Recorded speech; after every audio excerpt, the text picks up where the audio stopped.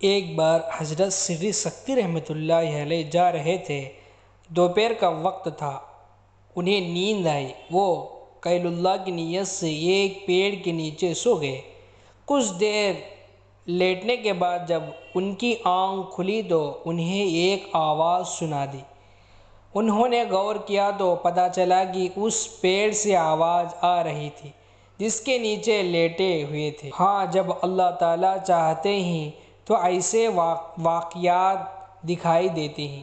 پیڑ انہیں کہہ رہا ہے، اے سری، تو میری جیسا ہو جا۔ وہ یہ آواز سن کر بڑے حیران ہوئے۔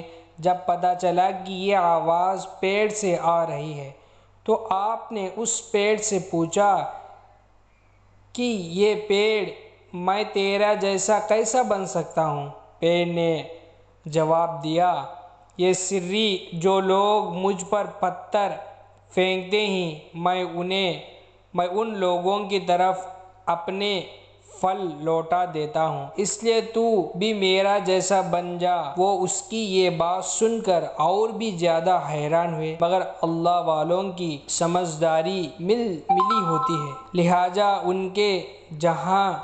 ان کے ذہن میں فوراً خیال آیا کہ اگر یہ پیڑ اتنے ہی اچھا ہے کہ جو اسے پتھر مارے یہ اسے پھل دیتا ہے تو اللہ تعالیٰ نے پیڑ کی لکڑی کو آگ کے غذا کیوں بنایا؟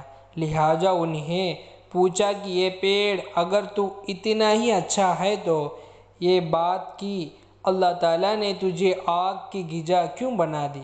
اس پر پیڑ نے جواب دیا کہ یہ سری، میرے اندر خوبی بہت بڑی ہے مگر اس کے ساتھ ایک کمی بھی بہت بڑی ہے۔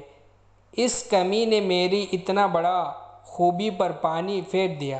اللہ تعالیٰ کو میری وہ کمی اتنا ناپسندیدہ ہے کہ اللہ تعالیٰ نے مجھے آگ کی غذا بنا دیا ہے۔